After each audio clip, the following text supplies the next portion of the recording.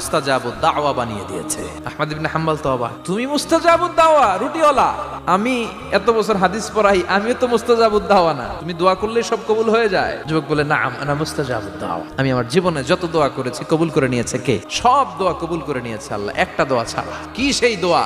যুবক এবার বলতে শুরু করলো, আমার জীবনে যে দোয়াটা আল্লাহ কবুল করে নাই সেটা হচ্ছে আমি আল্লাহর কাছে অনেক চেয়েছি, অনেক দোয়া করেছি, যে আল্লাহ শুনেছি এই জামানার সবচেয়ে বড় মুহাদ্দিস, তার নাম নাকি ইমাম আহমদ ইবনে হাম্বল, আল্লাহ তোমার কাছে আমার চাওয়া আমি যেন এই ইমাম আহমদ ইবনে হাম্বলের দেখে মরতে পারি। আহমদ ইবনে হাম্বল আবেগপ্রবণ হয়ে গেলেন, চোখের পানি ছেড়ে দিলেন, বললেন, যুবক তোমার এই দোয়াটাও কবুল হয়ে গিয়েছে, আহমদ ইবনে হাম্বল তোমার দরবারে ছুটে এসেছে। যুবক চোখের পানি ছেড়ে দেয়, যুবক চিৎকার মেরে ইমাম আহমদ ইবনে হাম্বলকে জড়িয়ে ধরে, হাতে হাত রেখে মুসাফা করে, কপালের মধ্যে চুমু খায় আর আল্লাহর শুকরিয়া করে বলে, ও ইমাম, আসলে এই দোয়াটাও আল্লাহ আজকে কবুল করে নিল।